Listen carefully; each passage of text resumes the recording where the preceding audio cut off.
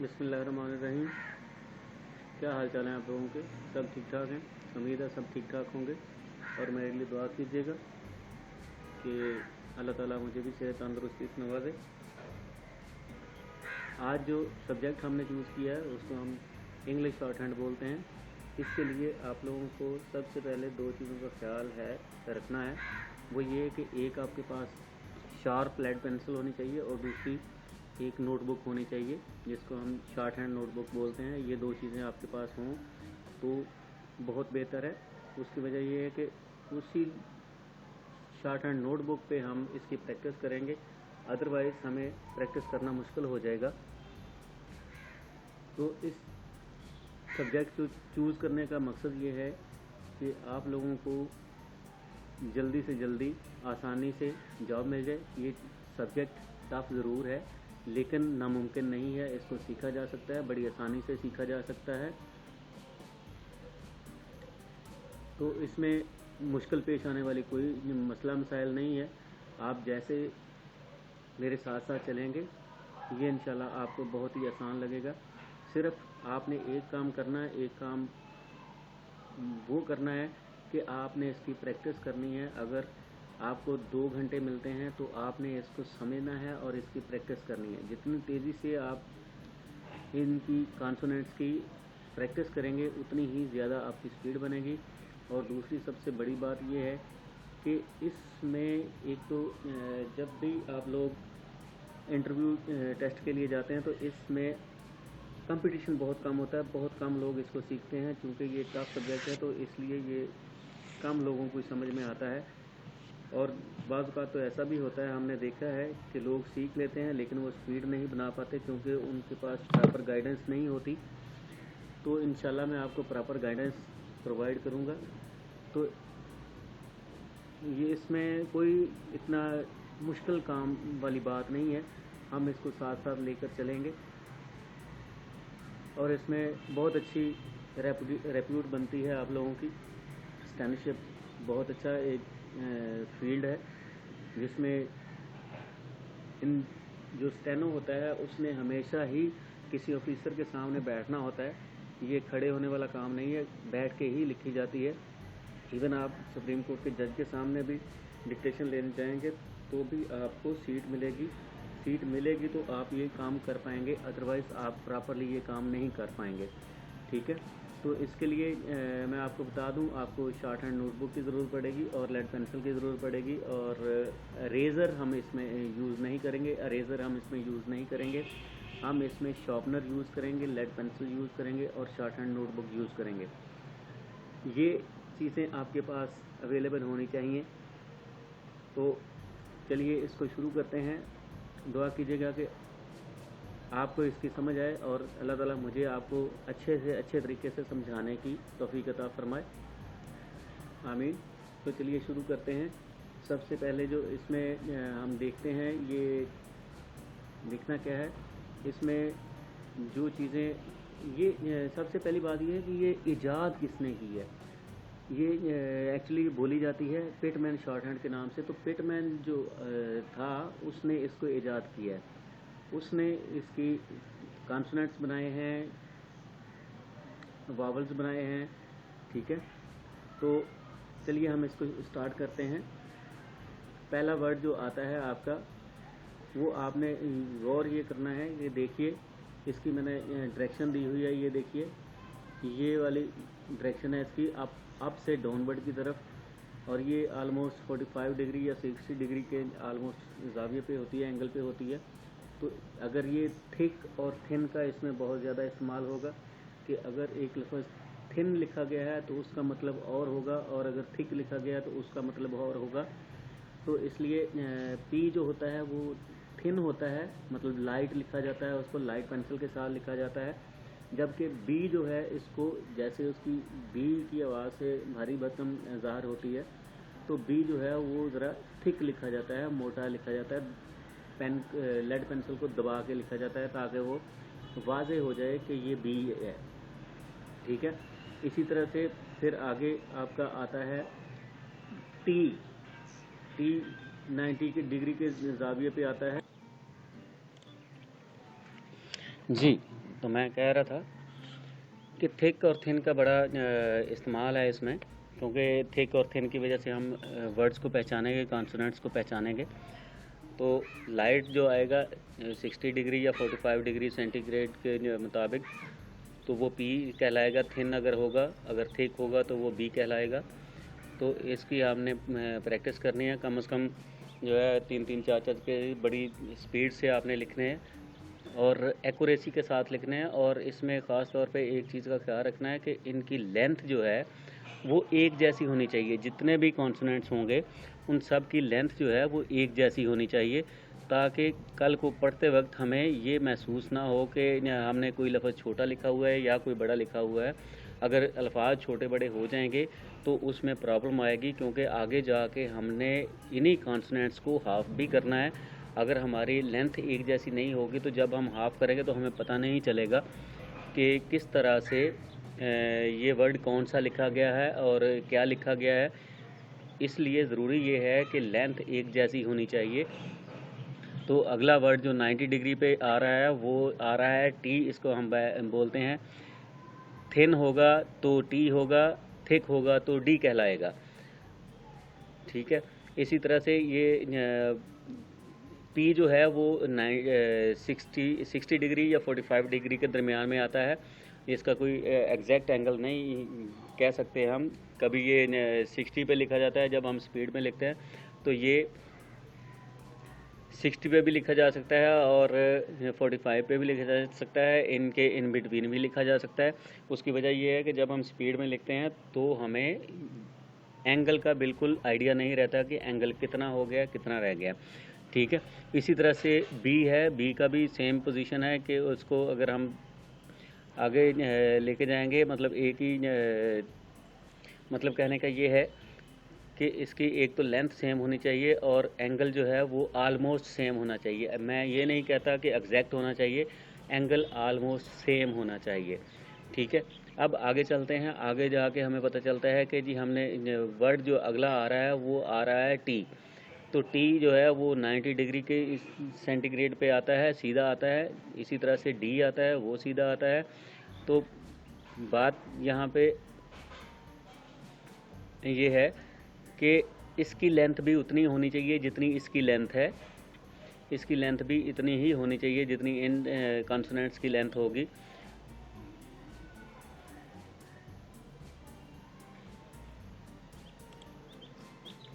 ہم آگے چلتے ہیں. یہ ورڈ آ گیا ٹی. ٹی کے ساتھ اگر تھن لکھا جائے گا تو ٹی آئے گا، اگر تھک لکھا جائے گا تو ڈی آئے گا. اسی طرح سے آگے ہم اگر چلیں گے تو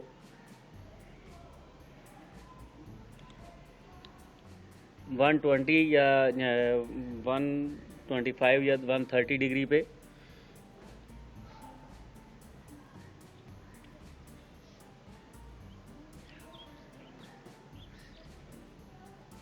یہ جیسے میں نے لکھ کے دکھایا ہے کہ اس طرح سے اس کی لینتھ ہونی چاہیے ٹی اور ڈی کی سیم لینتھ ہونی چاہیے، ڈفرینٹ لینتھ نہیں ہونی چاہیے. یہ چونکہ میں پراپرلی پینسل سے نہیں کر رہا ہوں، لیڈ پینسل سے، تو یہ میں نے ورڈز کو کھولا ہوا ہے ساتھ میں، تو اس سے ہم دیکھ رہے ہیں.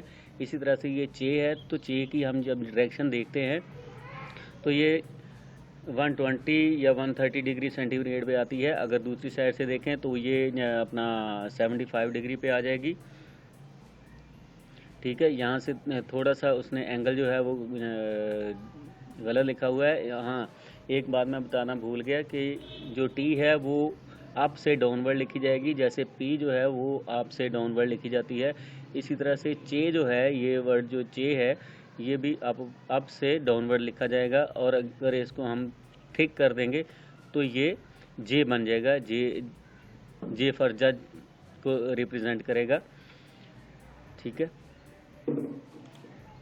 تو آگے چلتے ہیں ہم. یہ جیسے میں نے جے کا آپ کو ایرو دکھایا کہ اس کی ڈائریکشن اسی طرح سے آئے گی، اسی طرح سے لکھا جائے گا. یہ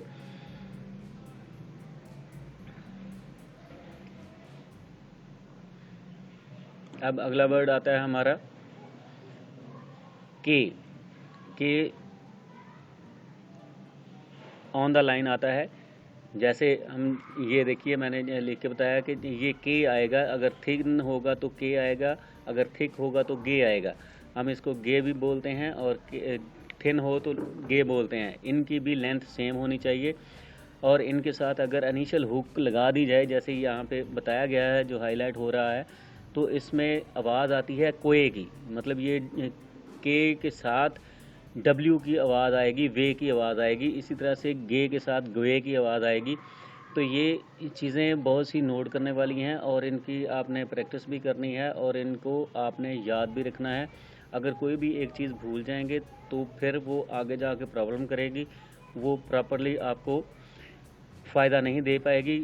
پھر آپ بھول جائیں گے کہ کوئے کی ہک کون سی ہے، گوئے کی ہک کون سی ہے، یا ایچ کی ہک، ہے کی ہک کون سی ہے، یا وے کی ہک کون سی ہے. تو یہ چیزیں دھیان رکھنے والی ہیں. ان سے ظاہری بات ہے اگر آپ ان چیزوں کو دھیان میں رکھیں گے، پریکٹس کریں گے، یاد رکھیں گے، تبھی آپ شارٹ ہینڈ کو آگے لے کر چل سکیں گے. ادروائز آپ کو پھر کوئی چانس نہیں ملے گا کہ یہ کس طرح سے آپ لوگوں نے سپیڈ بنانی ہے اور کس طرح سے آپ نے شارٹ ہینڈ کو لانگ ہینڈ میں کنورٹ کرنا ہوتا ہے.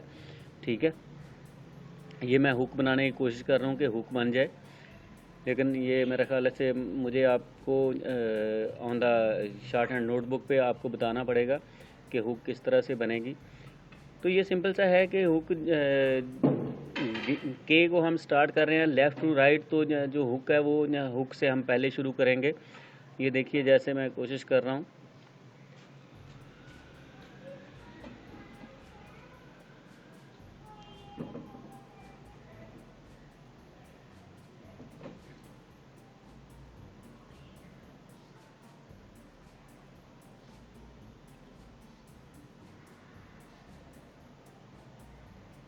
یہ ایکچولی راؤنڈ کرنی چاہیے تھی، یہاں سے راؤنڈ ہو نہیں رہی، اس سے پرابلم آ رہی ہے.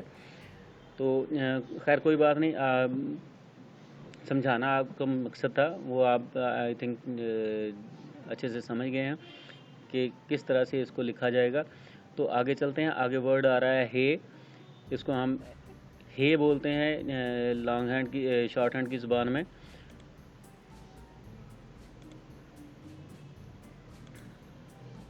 یہ دیکھیے یہ ہک آگے اس طرح سے یہ لکھی جائے گی. تو یہاں سے سٹارٹ ہوگی اور پھر یہاں سے ایسے چلے گی. یہ جیسے میں نے آپ کو دکھایا ہے کہ یہ یوں یہاں سے ہم سٹارٹ کریں گے اور یہ یہاں سے ایسے یہ ہم لکھیں گے کوئے کی ہک کو. اسی طرح سے گوئے کی ہک کو لکھا جائے گا. اور یہ آ گیا ایچ، اس کا جو اینگل ہوتا ہے وہ آلموسٹ 75 ڈگری کے آس پاس ہوتا ہے. اور اس کے ساتھ جیسے 9 کے ساتھ ایک ہک سی لگتی ہے، فل ہک اس کو ہم بولتے ہیں. فل ہک لگے گی تو اس کو اور سیدھی اپورڈ سے آپ سے ڈاؤن ورڈ لکھی جائے گی تو اس کو ہم ہے بولتے ہیں. اور یہ تھن ہوتی ہے، تھک نہیں ہوتی، یہ تھن ہوتی ہے.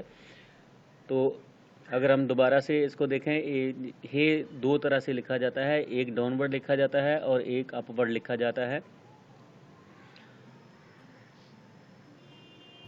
جیسے یہاں پہ دکھایا گیا ہے، یہ دیکھیے یہ یہاں سے اس طرح سے راؤنڈ کر کے ہم اوپر کو جائیں گے، اور اگر اس کو ہم دیکھیں تو یہ اس طرح سے راؤنڈ کر کے ہم نیچے کو لائیں گے اس کو، تو یہ ہے بن جائے گا. یہ اس کا آلموسٹ 60 ڈگری ہوتا ہے اور اس کا بھی آلموسٹ 75 ڈگری سینٹی گریڈ پہ چلتی ہے.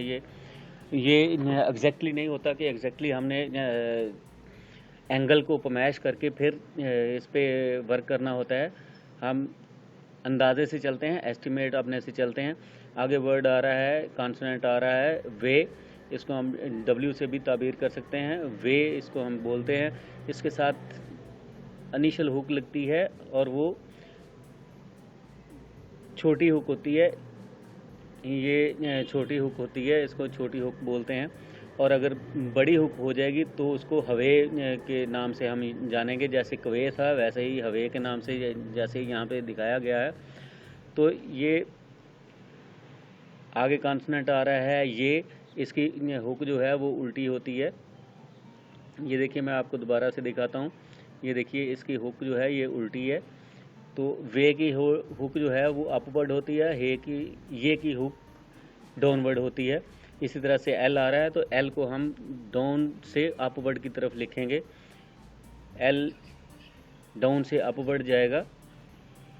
एल को अगर हम इसकी शेप देना चाहें तो ये देखिए, ये वर्ड जो यहाँ पे जो शेप आ रही है ये एक्चुअली आर की शेप है। आगे चल के हमें आर का भी पता चलेगा या रे का पता चलेगा। तो ये मैं पहले ही आपको बता दूं कि यहाँ पे ये रे की शेप है, तो इसको मैं कोशिश कर रहा हूँ कि उल्टा करके आपको एल की शेप जो है ना वो समझाई जाए। बल्कि आप यहाँ से देख सकते हैं कि एल की शेप किस तरह से है। ये देखिए,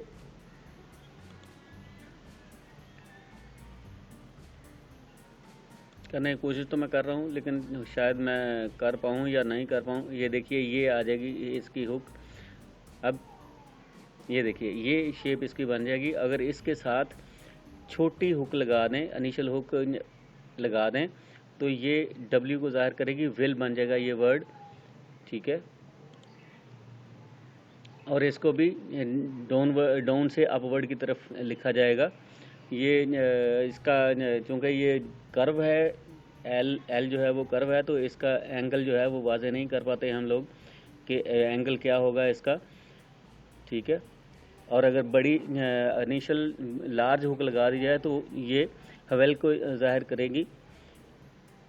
और इसमें एक चीज़ और है कि अगर डाउनवर्ड एल लिखा जाएगा थिक, पहले जैसे मैंने बताया था कि थिक और थिन का बड़ा रोल होगा इसमें। अगर थिक डाउनवर्ड लिखा जाएगा एल तो ये लर के मानों में आएगा, एल आर के मानों में इस्तेमाल होगा और ये डाउनवर्ड लिखा जाएगा। और इसी तरह से अगर इसको हम हाफ कर देंगे इस एल को, एल आर को, तो ये एल डी बन जाएगा। क्यों, जैसे मैंने पहले आपको बताया था कि अगर कोई भी वर्ड हम हाफ कर देंगे तो उसके साथ टी या डी की जो साउंड है वो आना शुरू हो जाएगी, वो टी और डी को ज़ाहिर करेगा। तो आगे चलते हैं हम लोग। आगे वर्ड आ रहा है, जैसे मैंने पहले बताया कि आर वर्ड आ रहा है। आर वर्ड का मतलब हम रे भी बोलते हैं इसको। अगर अपवर्ड होगा तो रे बोलेंगे और अगर डाउनवर्ड होगा तो इसको हम आर बोलेंगे, रर बोलेंगे। या अगर इसको थिक कर दिया गया जाए, जैसे यहाँ पे दिखाया गया है कि थिक कर दिया है, तो इसमें डबल आर की आवाज़ आएगी, ठीक है। तो इसमें डी की साथ में आवाज़ आ सकती है, जैसे ये यहाँ पे दिखाया गया है। अगर ये फुल कॉन्सोनेंट होगा और थिक होगा तो ये रर को शो करेगा, डबल आर को शो करेगा। और अगर इसको हाफ कर दिया जाए तो ये आर डी या आर टी को शो करेगा। इसी तरह से ये आगे वर्ड आ रहा है रे, अपवर्ड इसको लिखा जाता है और इसका एंगल जो आलमोस्ट होता है वो 60 के करीब यहाँ पे शो किया गया है। एक्चुअली ये 30 पे आता है। तो यहाँ पे इसका थोड़ा सा कंफ्यूजन आ रहा है। रे ये अपवर्ड है, जैसे ये मैंने लिखा हुआ है, ये अपवर्ड रे इसको हम बोलेंगे। लेकिन एक बार फिर आपको याद से बता दूं कि ये सब कॉन्सोनेंट्स का साइज़ और लेंथ तकरीबन एक जैसी होनी चाहिए। मैं ये नहीं कहता हूँ कि एग्जैक्ट आप स्केल लेके बैठ जाएं और इसको एग्जैक्ट को मैच करना शुरू कर दें, लेकिन आपने ये कोशिश ये करनी है कि जितना आप इसको एक लेंथ पे रख सकें उतना आपने इसको एक लेंथ पे रखने की कोशिश करनी है, ठीक है। अच्छा, आगे वर्ड आ रहा है। हाँ, मैं एक बात आपको बताना भूल गया कि ये जितनी भी शॉर्ट हैंड है ये सारी की सारी एक सर्कल के गिर्द घूमती है। सर्कल होगा, सारे के सारे जितने भी कॉन्सोनेंट हैं वो सारे के सारे सर्कल में मौजूद पाए जाते हैं। आगे वर्ड जो आ रहा है वो एफ आ रहा है, मतलब कर्व है जैसे एल है, लेकिन उसकी डायरेक्शन थोड़ी सी चेंज होगी। जैसे ये देखिए यहाँ पे ये एफ है और अगर इसको थिक कर दिया जाए तो ये वी बन जाएगा। और अगर इनको हाफ कर दिया जाए तो एफ टी और एफ डी या वी डी वी टी ये साउंड को ज़ाहिर करेगा। आगे चलते हैं हम। ये देखिए, जैसे मैंने ये लिख के दिखाया, कोशिश की है ड्राइंग से मैं आपको बता सकूं।